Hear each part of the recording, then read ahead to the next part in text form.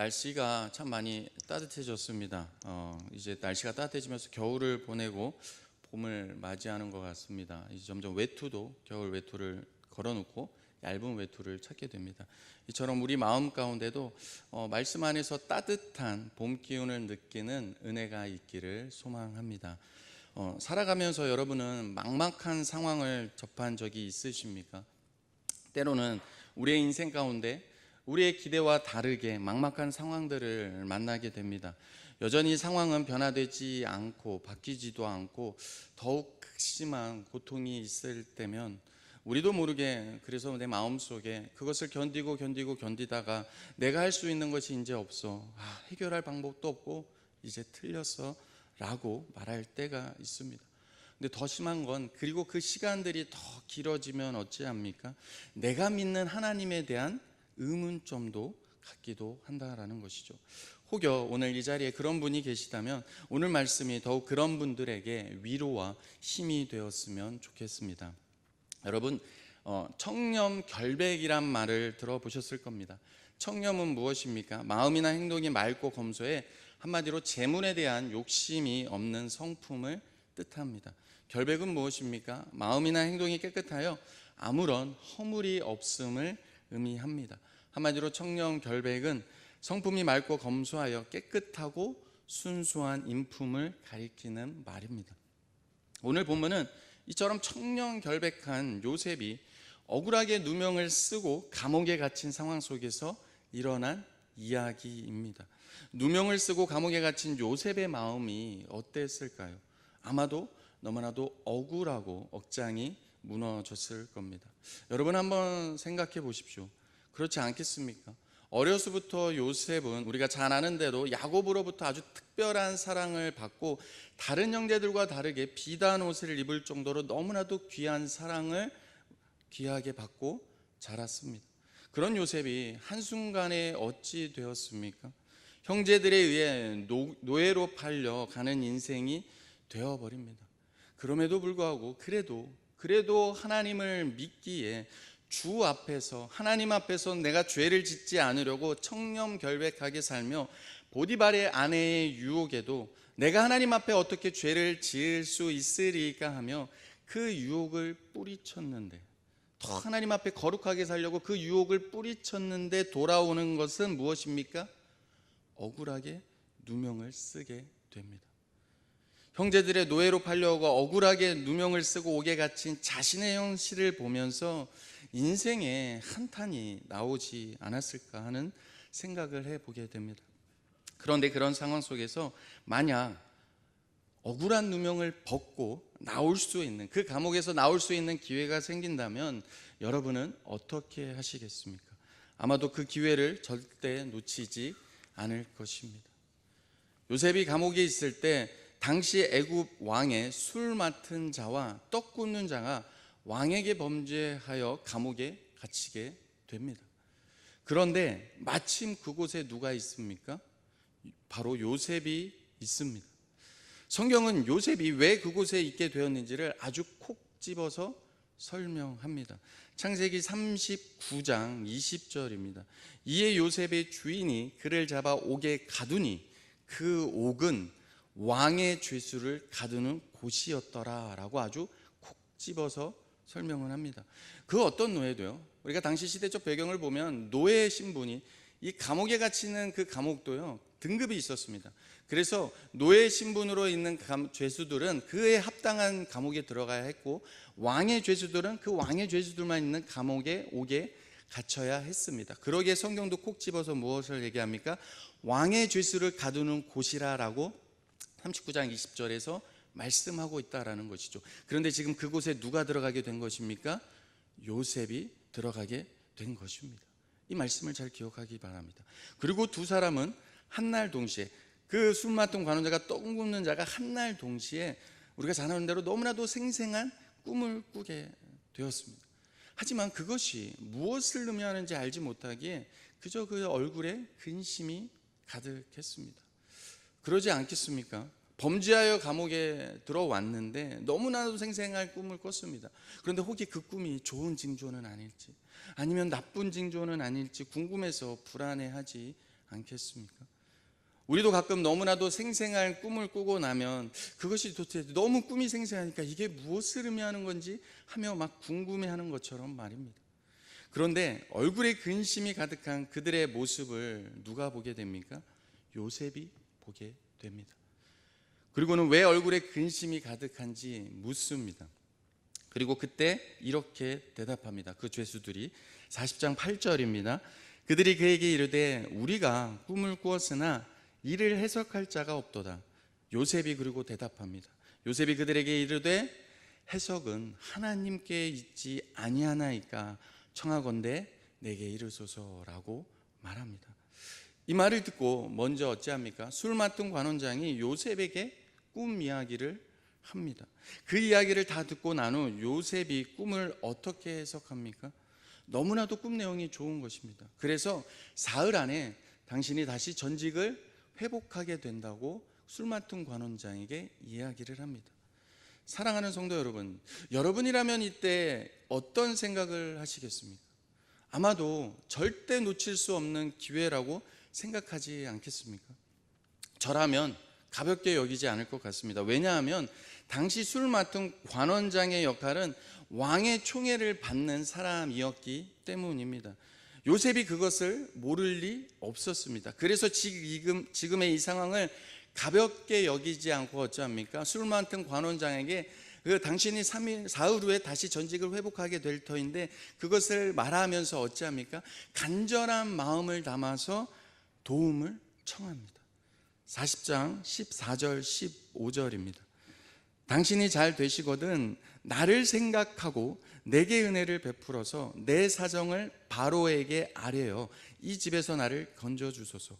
나는 히브리 땅에서 끌려온 자요 여기서도 옥에 갇힌 일을 행하지 아니하였나이다 라고 자신의 억울함을 호소하면서 도움을 요청합니다. 여러분, 어려울 때 돕는 친구가 진짜 친구다라는 말이 있습니다. 이 말이 있듯이 정상적인 사람이라면, 어려움을 같이 한 동고동락한 사람이라면 어찌합니까? 감옥에 갇혀 근심 속에 있을 때 자신이 꿈에 대한 희망적인 해석을 주며 이 심적인 도움이 되어준 요셉을 절대 잊을 수 없을 것입니다. 그게 이치에 맞는 행동이 아니겠습니까? 은혜에 대한 보답이겠죠. 그런데 요셉의 바람과는 다르게 현실은 어떠했습니까? 창세기 40장 21절 23절입니다. 바로의 술 맡은 관원장은 전직을 회복하매 그가 잔을 바로의 손에 받들어 드렸고 떡 굽는 관원장은 매달리니 요셉이 그들에게 해석함과 같이 되었으나 23절 우리 같이 한번 읽었으면 좋겠습니다. 같이 읽습니다. 술 맡은 관원장이 요셉을 기억하지 못하고 그를 잊었더라. 술 맡은 관원장은 요셉을 기억하지 못했습니다. 우리가 잘 아는 대로 화장실에 들어갈 때와 나올 때가 다르다라는 말처럼 요셉이 꿈 해석처럼 술 맡은 관원장은 복직을 했습니다. 그러나 감옥에 있는 요셉이라는 존재를 성경은 무엇이라고 분명히 말하냐면 기억하지 못하고 아예 잊어버렸습니다.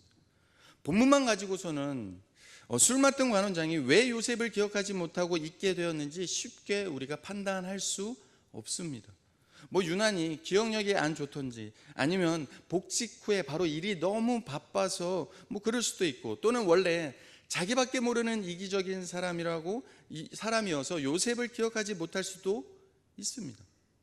또는 당시에 꿈을 해석하는 사람을 아주 귀하게 여김받는 시대이기에 애구방에게 자초지종을 이야기하며 요셉을 이야기했다가 혹여나 자신의 자리까지 위태워질까 봐 고의로 요셉을 기억하지 못할 수도 있다고 말할 수 있을 것입니다.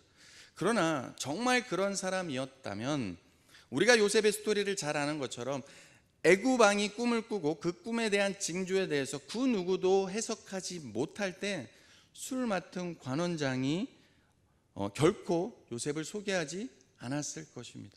그러나 누구도 애구방이 그 꿈에 대해서 꿈을 해석하지 못하는 바로 그때 어찌합니까? 요셉을 기억하고 바로 왕에게 요셉을 소개합니다. 하지만 오늘 본문에서는 지금은 요셉을 기억하지 못하고 그를 잊었습니다. 술 맡은 관원장의 생각 속에서 아예 사라져 버렸습니다. 요셉은 너무나도 간절한데 술 맡은 관원장은 잊어버린 것입니다. 그리 오랜 시간이 흐른 것도 아닙니다. 성경을 보면 예언할 때로부터 복직한 후로 며칠이 지났습니까? 단 사흘이 지났습니다. 그런데도 왜 술 맡은 관원장이 요셉을 기억하지 못하고 잊어버리게 된 것일까요? 왜 성경은 정확하게 23절에서 분명히 요셉이 꿈을 해석한 대로, 하나님이 꿈을 해석해 주신 대로 요셉의 말처럼 그가 관직을 회복했는데 23절에 술 맡은 관원장이 요셉을 기억하지 못하고 그를 잊었더라라고 언급하고 있는 것일까요? 저는 오늘 본문을 통해서 우리의 사고 개념이 바뀔 필요가 있다고 생각합니다. 우리의 신앙생활은 그렇습니다. 하나님을 믿는 믿음의 생활은 단순히 구원받는 것으로 끝나는 것이 아닙니다. 구원받았음에도 불구하고 바울의 고백처럼 어찌합니까? 여전히 우리는 육의 생각과 영의 생각이 충돌하며 하나님의 중심적으로 구원받은 하나님의 백성으로서 하나님의 이 진리의 말씀을 따라 이 세상의 원리가 아닌 하나님 나라의 법칙으로 하나님 중심으로 생각하며 하나님의 선하신 뜻대로 생각하며 하루하루를 살아가야 되는데 그렇게 하지 못하게 만든다는 것이죠. 그러다 보니 하나님의 말씀을 볼 때도 어찌합니까? 우리의 옛 사고 그대로 볼 때가 많다는 것입니다. 그렇기 때문에 오늘 말씀을 통해 하나님이 주시는 교훈이 무엇이냐면 생각을 바꾸어야 한다는 것입니다. 그러면 어떻게 생각을 바꾸어야 합니까? 하나님 중심으로 바뀌어야 합니다. 무슨 말이냐면 세상의 이치에 따라 술 맡은 관원장이 왜 요셉을 기억하지 못하고 있을까라고 생각하기보단 우리의 인생을 주관하시는 만왕의 왕 되신 하나님께서 왜 술 맡은 관원장이 요셉을 기억하지 못하게 하셨을까라는 질문으로 우리의 생각이 바꿔야 한다는 겁니다. 우리는 고백합니다. 모든 주권이 하나님 손에 있고 만왕의 왕 되신 하나님이 온 세상을 지금도 다스리고 계심을 믿는다고 고백합니다. 뿐만 아니라 역사의 주관자 되시는 하나님이 내 보잘것없는 인생도 주관하고 계심을 믿는다고 우리는 고백합니다. 그런 하나님께서 요셉의 인생 가운데 왜 술 관원장이 요셉을 생각나지 않게 하신 것일까요? 인간적으로 요셉한테는요, 아까도 말씀드렸지만 절호의 기회입니다. 그걸 누구보다 요셉이 모르지 않습니다.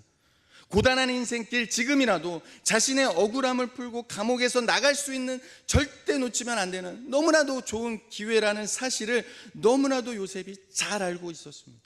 그래서 술 맡은 관원장이 복직했을 때 이제 하나님께서 나를 위해 은혜를 베풀어 주실 기대를 가지고 술 맡은 관원장에게 그 억울함을 호소한 것입니다.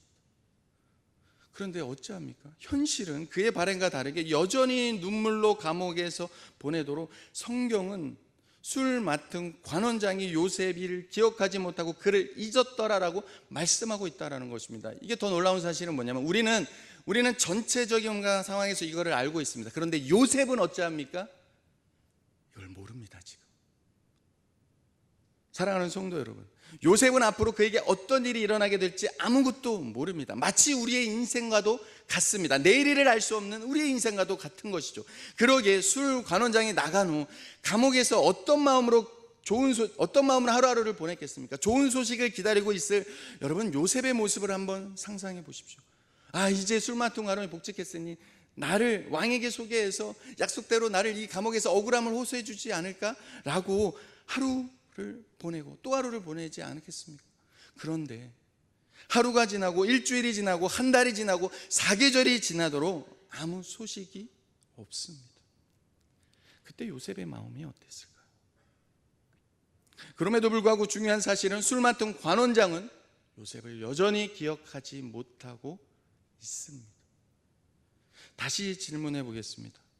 전능하신 하나님, 만왕의 왕 되시며 역사를 주관하시는 하나님께서 이 술 관원장으로 요셉을 기억하지 못하고 있게 하시며 감옥에 있는 요셉을 그의 바람과는 다르게 2년이나 더 감옥에 있게 하신 이유는 무엇일까요? 왜 사랑의 하나님께서 고통 중에 있는 그 요셉을 그렇게도 기도하는데 구해내지 않고 계신 것일까요? 네, 하나님은 술 맡은 관원장이 요셉을 기억하지 못하고 그를 잊게 하셨습니다. 그러나 분명한 것은 하나님은 요셉을 기억하고 계십니다. 하나님은 단 한 번도 요셉을 잊은 적이 없습니다. 요셉의 인생은 그 자체가 고단한 인생길이었습니다. 그러나 이 모든 과정 안에 무엇이 담겨 있습니까? 하나님의 뜻, 하나님의 비밀이 담겨 있습니다. 어떤 하나님의 뜻과 어떤 하나님의 비밀입니까? 요셉이 감히 상상하지 못할 그의 가족뿐만 아니라 이스라엘의 모든 민족과 그리고 애굽까지 구원하실 하나님의 크신 계획이 담겨 있었다라는 것입니다. 그러게 하나님은 요셉을 지금 감옥에서 못 구한 것이 아닙니다. 요셉의 기도를 들어주지 않는 것이 아닙니다. 그보다는 아직 하나님의 때, 하나님의 시간, 바로 무엇입니까? 감옥에서 나올 때가 되지 않았기에 술 관원장으로 기억하지 못하고 있게 하신 것입니다. 누가요? 역사의 주관자이신 만왕의 왕 되신 하나님이요. 사랑하는 성도 여러분, 모든 것이 하나님의 주권 안에 있습니다. 믿으시기 바랍니다. 그래서 하나님의 허락 없이 일어나지 않는 일은 하나도 없습니다. 우리가 잘 아는 욥기를 보십시오. 욥의 인생이 어찌합니까? 그가 하나님의 너무 큰 축복과 모든 부를 누렸습니다. 그러나 하루아침에 어떠했습니까? 완전히 초라한, 나병까지 걸리고 아내까지 그를 멸시하고 조랑을 떠나가는 그 인생이 되어버렸습니다. 그런데 우리가 잘 아는 대로 어찌합니까? 그 일이 하나님의 허락 없이 일어난 일입니까? 아니죠. 하나님이 허락하신 일입니다. 그러기에 지금 비록 힘들어도 하나님의 때가 되면 반드시 하나님의 크신 계획을 나중에 욥을 통해 이루신 것처럼 요셉 또한 어찌합니까? 반드시 하나님의 때가 되면 하나님의 크신 계획을 이루셨다라는 것입니다. 여러분 꼭 기억하십시오. 하나님의 허락 없이 일어나지 않는 일은 아무것도 없습니다. 노예로 팔려온 그의 인생, 요셉의 인생을 향해 그래서 성경은 뭐라고 이야기합니까? 그의 인생이 참 너무나도 억울하지 않습니까? 그런데 창세기 39장 2절 3절을 보면 이렇게 말씀하고 있습니다. 여호와께서 요셉과 함께 하심으로 그가 형통한 자가 되어 그의 주인 애굽 사람의 집에 있으니, 지금 이 상황이 어떤 상황입니까? 형제들에 의해 노예로 애굽에 팔려온 상황입니다. 그런데 성경은 뭐라고 말씀하고 있습니까? 하나님이 함께 하시니 그가 범사에 형통한 자가 되었다라고 이야기하고 있다라는 것입니다. 그러면서 3절에 그의 주인이 여호와께서 그와 함께 하심을 보며 또 여호와께서 그의 범사에 형통하게 하심을 보았더라. 더 놀라운 사실이 무엇입니까? 하나님을 믿지 않는 그 보디발이 요셉을 보니까 어찌합니까? 너는 여호와과 함께하는 자이며 범사에 형통한 자라 말하고 있다라는 것입니다. 그런데 요셉의 신분은 지금 무엇입니까? 노예입니다. 주인의 말에 절대 복종해야 된, 형제에 의해서 노예로 팔려온 그 상황이라는 사실이죠. 여러분, 우리는 여호와께 함께 하시며 범사의 형통이라는 말씀을 드릴 때 우리는 종종 어떤 마음을 갖습니까? 좋은 일, 기쁜 일, 자녀가 성공하거나 사업이 범창하는 그러한 일들만 우리는 먼저 생각하게 됩니다. 그것이 여호와께 함께 하시는 것이고 범사에 형통한 자라고 여긴다라는 것이죠. 우리가 고통 중에 있을 때 눈물로 아무리 기도해도 내 상황이 절대 변하지 않는 그 어려움 속에 갇혀 있을 때, 자꾸만 내 마음이 너무나도 무너져 내릴 때, 그때는 하나님이 나와 함께 하신다라고 우리가 범사에 형통한 자라고 쉽게 받아들이지 못한다라는 것입니다. 이거는 여러분의 문제만 아니라 저의 문제이기도 합니다. 그런데 성경은 요셉을 통해 언제나 함께 하시고 하나님이 함께 하시고 언제 범사에 형통한 자라고 말씀하고 있습니까? 형제들에 의해 노예로 팔려 보디발의 노예가 되었을 때입니다.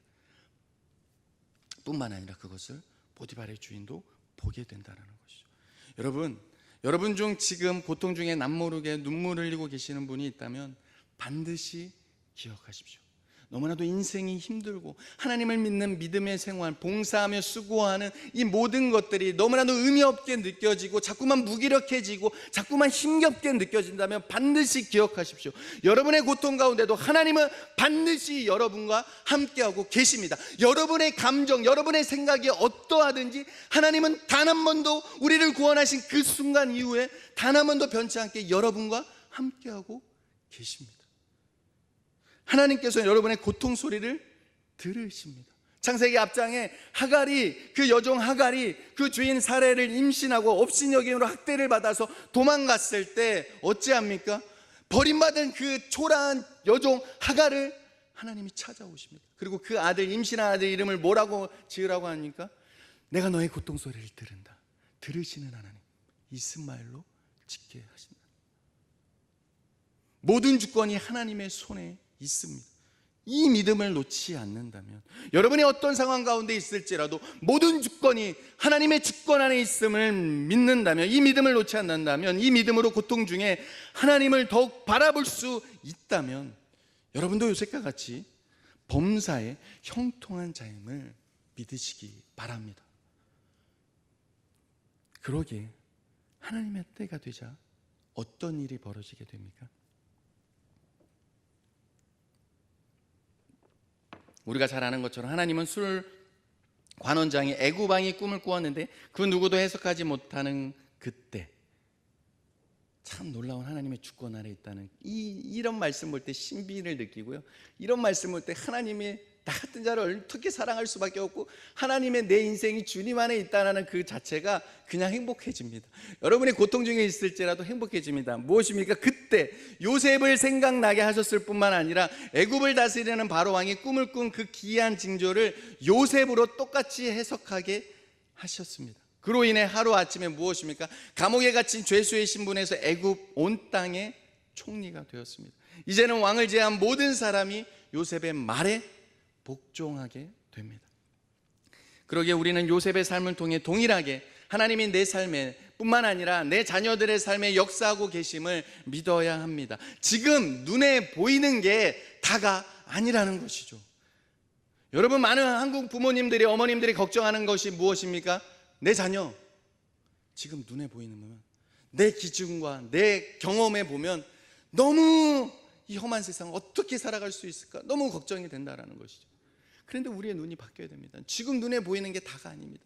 하나님의 관점으로 바라보면 더 기도하게 될 수밖에 없는 거죠. 우리가 그 자녀를 향한 소망을 놓지 않을 수 있습니다. 왜냐하면 내 인생의 주인이 하나님이신 것처럼 저 아이의 인생도 누구의 하나님이시기 때문에, 내가 아닌, 내가 주인이 아닌. 그러게 여러분, 우리 부모님도 꼭 기억하십시오. 자녀들의 주인은 내가 아닙니다. 우리 부모들이, 저도 마찬가지지만 아이들한테 실수하는 것이 무엇입니까? 내가 이 자녀의 부모가 되려고 한다라는 것입니다. 그래서 어저께 교사 학부모 기도회를 보면서 어떤 EBS 그 실험 영상을 봤는데, 그 공통적인, 내가 원하는 것과 내가 지금 일어나는 것에서 불만족스러운 사람들의 공통적인 무엇입니까? 부모가 원해서, 부모가 이것을 하기를 바래서 그냥 여기까지 왔는데 막상 이제 머리가 크고 내가 이 일을 하다 보니까 이게 내 일의 적성에 너무 안 맞아 괴롭다라는 것이죠. 우리는요, 믿는 사람은 분명히 세상의 부모님과 달라야 합니다. 세상의 이치를 따라가지 말라는 것이 아닙니다. 세상 사람들처럼 정보도 얻고 다 해야 됩니다. 그러나 그것을 따라, 이게 정보를 가지고, 정보력 싸움이라 그러지 않습니까, 한국은? 그래서 정보력이 있으면 마음이 편하고, 정보가 없으면 마음이 불안하고, 이게 아니어야 된다라는 것이죠.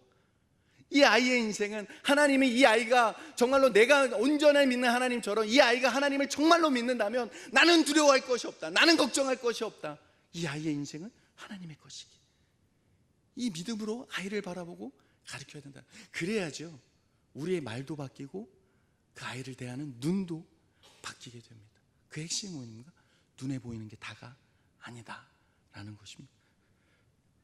그러나 그 전에, 그러기 때문에 하나님의 때까지 우리는 반드시 믿음으로 인내하기 위해서는 반드시 필요한 과정이 있습니다.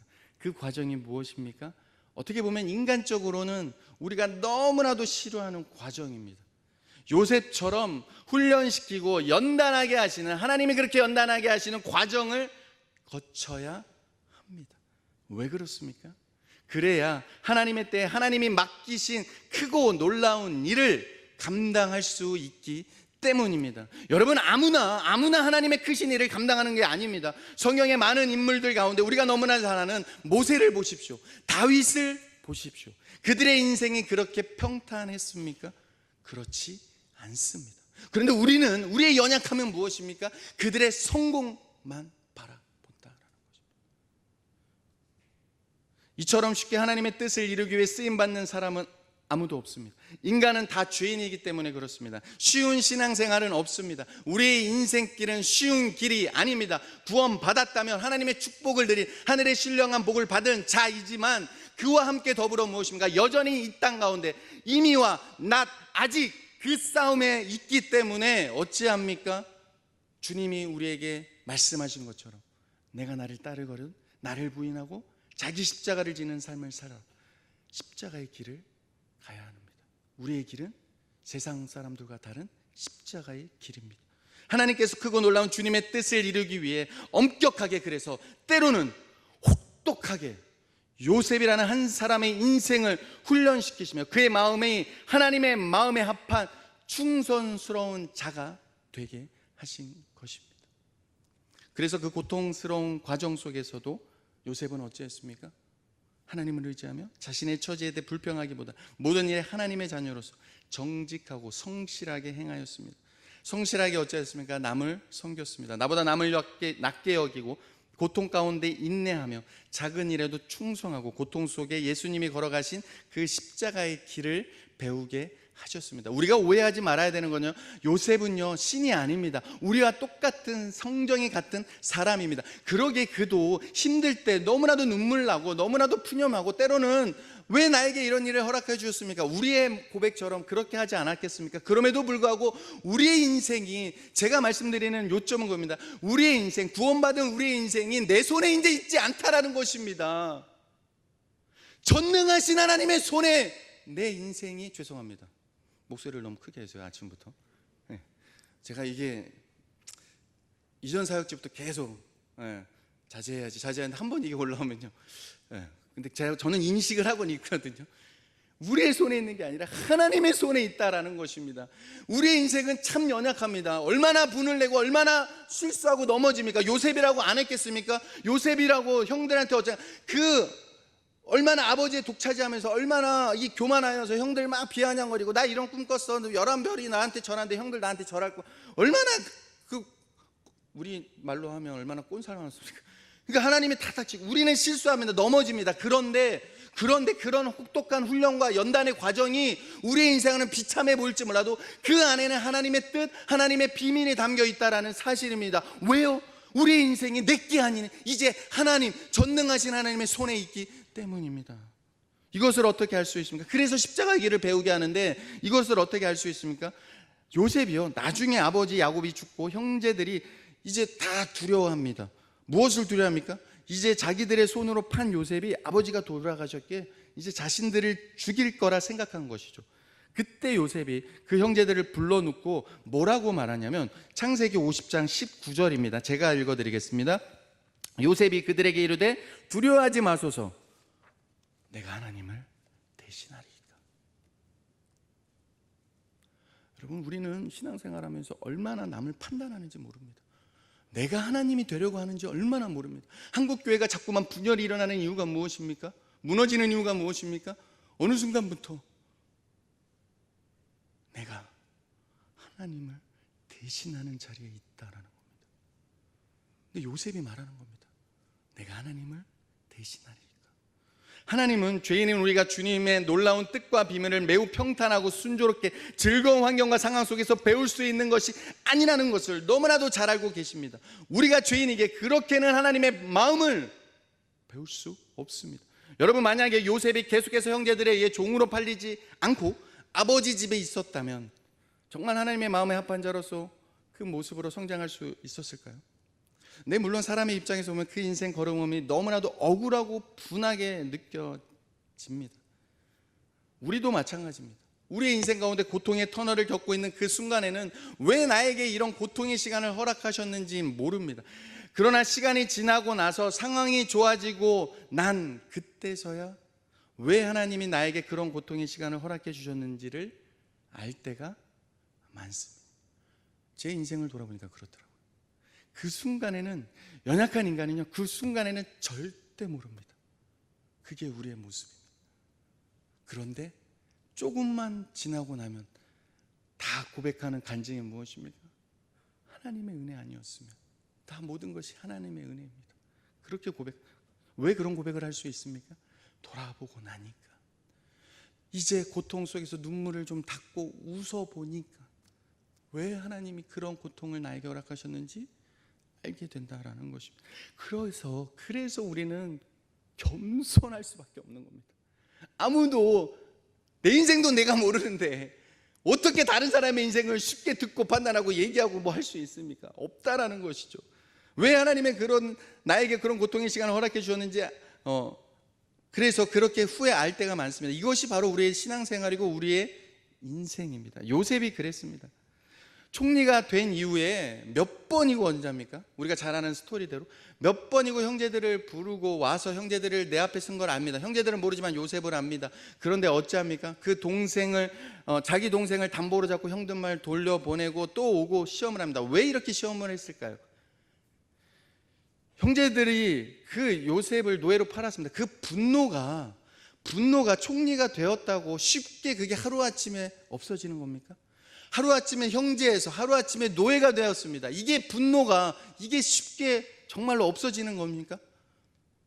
아니라는 것이죠. 그래서 고통의 마음이 심하면 심할수록 형들의 마음이 여전히 예전과 같은가 아닌가 시험한 겁니다. 그러면서 이제 어찌합니까? 무엇을 깨닫게 되었습니까? 하나님 아버지의 마음입니다.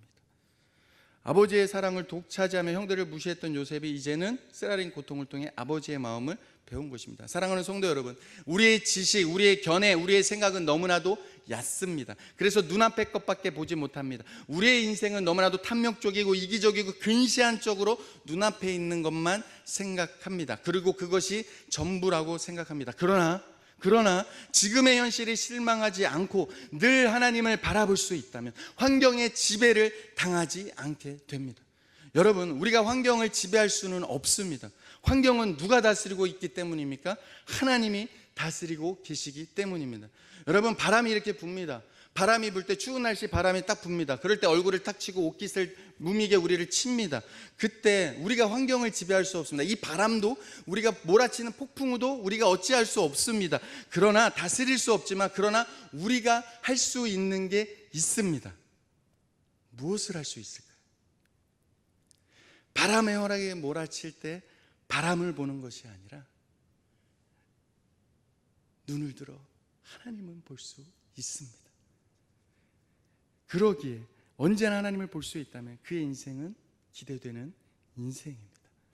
이게 바로 구원받은 하나님의 자녀의 특권이고 은혜입니다. 베드로를 보십시오. 우리가 잘 아는 베드로 없습니까? 무리를 걷는 예수님을 보고 예수님이 저도 걷겠어요 그랬더니 어찌합니까? 오라, 네 하고 걷습니다.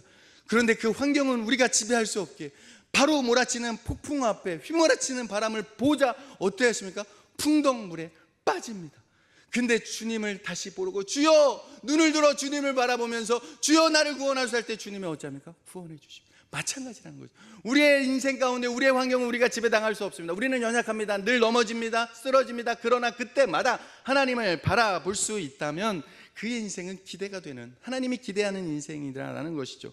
왜냐하면 그의 인생은 전능하신 하나님의 손 안에 있기 때문입니다. 그러기에 우리가 이해할 수 없는 현실의 문제로 인해 힘들어하고 계시는 분이 계십니까? 아무리 바라고 원해도 늘 변함없는 고통의 연속에 나날들인 것 같습니까? 사랑하는 성도 여러분, 낙심하지 마십시오. 하나님이 우리와 함께 계십니다. 그러기에 하나님의 때를 바라보십시오. 혹시 홀로 믿음 생활하고 계시는, 가정 중에 홀로 믿음 생활하시는 분이 계십니까? 힘들어하지 마십시오. 아니, 지치고 힘들 때마다 눈을 들어 주님 바라보십시오. 주님이 여러분의 그 고통 소리를 들으시고 계십니다. 그러면 그 순간부터 우리의 생각이 바뀌게 됩니다. 우리의 마음이 바뀌게 됩니다. 환경을 바라보는 마음이 바뀌게 됩니다. 이 땅을 사는 하나님의 자녀답게 우리의 사고체계가 변화되기 시작하여 삶이 새로워지게 됩니다. 모든 주권이 하나님께 있습니다. 그러기에 어떤 상황 속에서도 하나님을 신뢰하십시오. 예수 그리스도를 믿음으로 거듭난 하나님의 자녀로서의 본분을 지키십시오. 항상 말씀에 순종하며 내게 맡겨주신 모든 직무를 성실하게 행하고 하나님이 기뻐하시는 일에 작은 일에 최선을 다하십시오. 왜냐하면 우리의 인생 주님의 손안에 있기 때문입니다. 이 믿음으로 우리의 인생 모든 순간 모든 결과를 하나님 앞에 맡기며 늘 주님과 함께함으로 범사에 형통한 인생이 되시기를 주님의 이름으로 축복합니다. 하나님의 생각은 우리의 생각과 다릅니다. 우리의 생각보다 높습니다. 이사야 55장 말씀이죠. 이 찬양 가사로 마무리를 하고자 합니다. 찬송가 312장 너 하나님께 이끌려 1절 가사입니다. 1절 가사를 보면 이렇게 말씀합니다. 잘 들어보시길 바랍니다.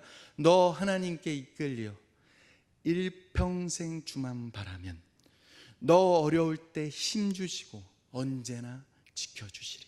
주 크신 사랑 믿는 자 그 반석 위에 서리라. 3절 말씀입니다. 3절 찬양 가사입니다. 주 찬양하고 기도하며 내 본분 힘써 다하라.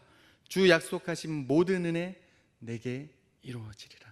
참되고 의지하는 자 주께서 기억하시리.